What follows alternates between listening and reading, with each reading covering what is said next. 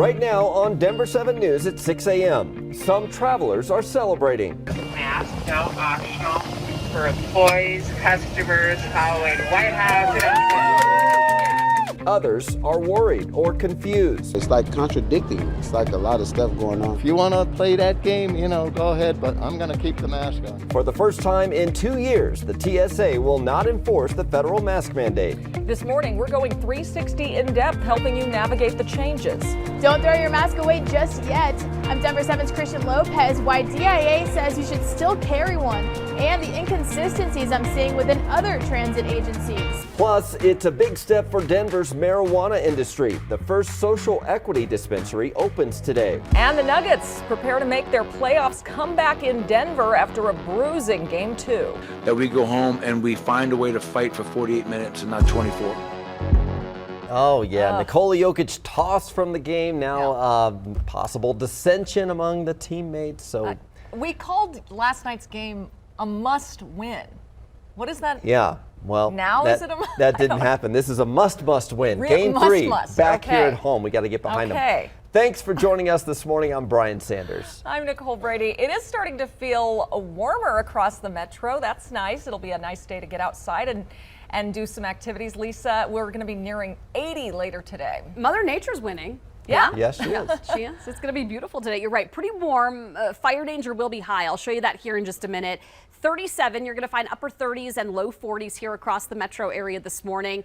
Pretty mild. Winds are coming in at about 10 to near 15 miles per hour. They'll pick up this afternoon. We're going to see gusts probably between about 20 and 30 miles per hour. But look at your bus stop planner. By the time your kids are getting off the bus between about 2 and 3 o'clock, we'll be at 75 degrees. We're going to hit highs right around 80 this afternoon. So some summer-like conditions. And again, it's a little bit breezier on the far eastern plains this morning, but those winds will pick up here in town by early afternoon. Take a look at these highs from Erie at 77, Highlands Ranch in Denver, upper 70s. Foothills are nice and warm too, mid to upper 60s, Jason, near Conifer and Evergreen. There's a weak cold front tonight. I'll show you where it's going to bring a little bit of snow coming up in just a few minutes. Want to take a look at the Denver Tech Center from Air Tracker 7 before going farther south where we have a problem down in Castle Rock. This is the Denver Tech Center looking from around Bellevue 225. So this is the southbound side, the Orchard pedestrian bridge. Orchard be right there. Arapahoe Road be right there. And just a little bit east of Arapahoe, right by Centennial Airport, Arapahoe County Sheriff's Office is looking for some robbery suspects. You might see a lot of officers over there along Arapahoe, Havana, right in that area by Lima. Let's take a look at the map farther south where we do have a crash on the northbound side of I-25. Right here coming out basically out of Crystal Valley right before the golf course. Take a look from a camera back that way and you can see some of the flashing lights for us in the distance. So it is causing some slight delays up from Monument and coming in from Larkspur. So a couple extra minutes on that trip going north up to Castle Rock. Well, for the first time in years now, masks are coming off out of DIA. A federal judge struck down the Biden administration's mandate for planes and other forms of public transportation. The ruling means that airlines and other mass transit systems can make their own decisions about mask requirements. Yeah, so it's kind of confusing in places. This morning we're taking a 360 in-depth look at the changes. Throughout the morning we'll bring you several perspectives. We have airlines and passenger reaction to the news, also the inconsistencies in the industry that are causing confusion for travelers. Even DIA is recommending that you pack a mask with you just in case. So we'll also explore how the White House is responding to the news, whether or not the Biden administration will appeal that ruling.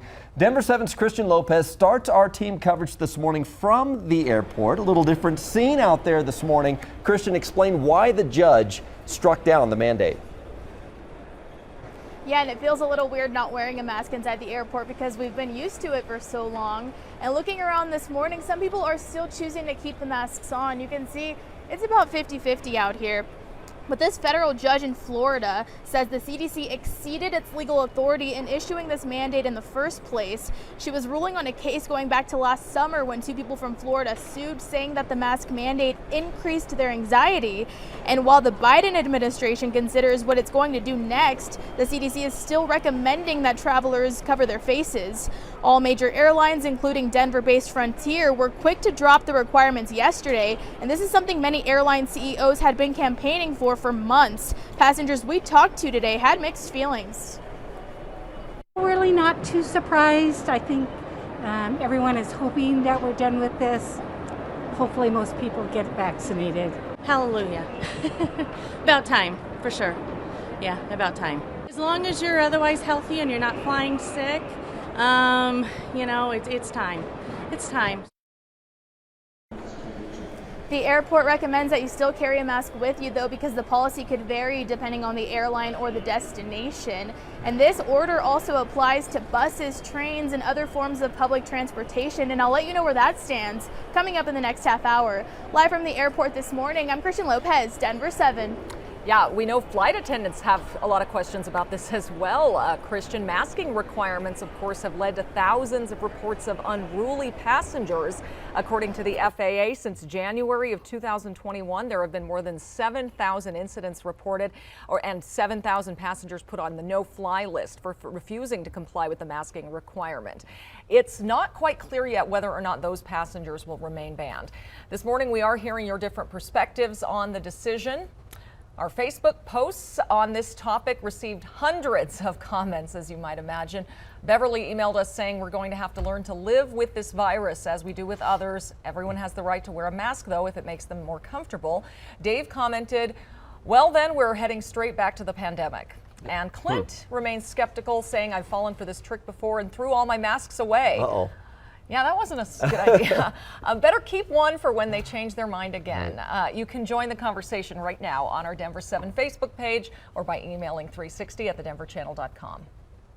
Really quickly, take a look at your screen here. Police are looking for 2 runaway teenagers from out of state. They were spotted in Aurora last week near Alameda Parkway and Kalispell Way, and they're believed to be with a man named Jonathan Lewis. Officials believe they are traveling together in a 2017 Nissan Sentra with Louisiana plates 743 BTK. The Colorado Bureau of Investigation is also asking for your help locating a missing vulnerable adult. Chong Soon Yi was last seen Saturday morning walking along South Dexter Street in the area of Jewel and Dahlia. She suffers from cognitive impairment and is known to use RTD to get around. So anyone who sees her should reach out to Denver police by calling the numbers you see on your screen. The company helping Aurora's police department overhaul its image and procedures will update the public on its progress tonight. IntegraSure is making sure the department addresses 4 key areas, including bias, use of force, interactions between first responders and the public, and hiring practices. You can check on the progress by visiting the town hall in person tonight at the Aurora Municipal Center. It's at 7:30, or you can watch a streaming live event online at auroramonitor.org. Again, that is at 7:30 tonight. It's a big first for Denver. The city's first approved social equity marijuana dispensary will open its doors today. Denver 7's Veronica Acosta joined us in studio this morning because this took a long time and the owner has been through a lot to get to this grand opening. Took a long time, but it is really exciting. For months, the city of Denver has been reserving these new marijuana business licenses for social equity applicants. Those applicants, they're defined as someone who has a prior marijuana conviction and or is a member of a community that was once targeted by the war on drugs. So later this morning, the very first social equity applicant is opening up his own pot shop. His name is Dan Morgan. He is 100% owner of this spot. It's called Social Cannabis. He says he realized he wanted to open a marijuana shop about this time last year, so he immediately started looking for a spot around town. He was the first social equity applicant approved by the program, a program he was actually eligible for because he got a marijuana possession charge when he was 21 years old in Wyoming. It's always been my dream to open up my own dispensary. We want to be, embrace the social equity program, and then also I would like to try to make cannabis more socially acceptable, where there's we've taken a lot of big steps in the last decade, but there's still a lot of negative connotations associated with that. Morgan says even though the process of opening up the shop was a hard one, it was worth it. He says he's starting a mentorship program to help others who are interested in doing what he's done, but might not be sure where to start, rather. In studio, I'm Veronica Acosta, Denver 7.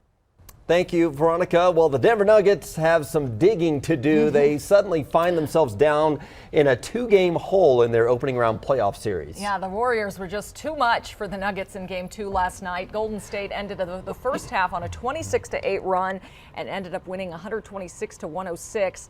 And NICOLE had 26 points and 11 rebounds, but was ejected with 7 minutes left in the game after getting his second technical. Not happy about that.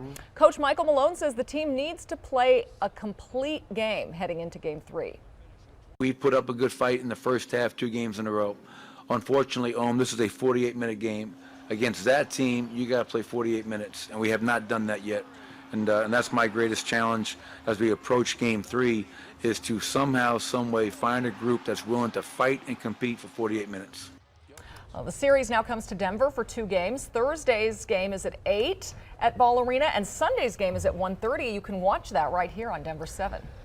And weather-wise, now at 6:10, we're looking at a warm day today, and it's going to be warm on Thursday, too. If you have tickets, if you're a lucky one to that game on Thursday night, we're going to be in the mid-70s there by early evening, right around 7 o'clock, and then down to near 60 by about 10 o'clock Thursday night. We'll have a look at the rest of your Super 7-day and the 2 cold fronts that are going to roll through the state coming up in just a few minutes. You might see some Arapahoe County Sheriff's deputies down off Arapahoe Road, basically between Havana and Lima, east of I-25. There's Briarwood right here, right by the Walmart, and you can see some of the flashing lights for some of the officers that are out there right now, some of the deputies that are out there, and they are restricting some of these roadways. They're looking for a robbery suspect at a Lone Tree, and so you will see them. So there might be some slight traffic delays trying to get around them here this morning.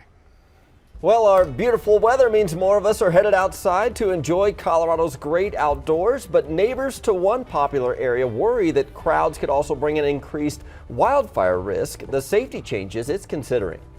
And how a new food label program is supposed to help us make better eating choices.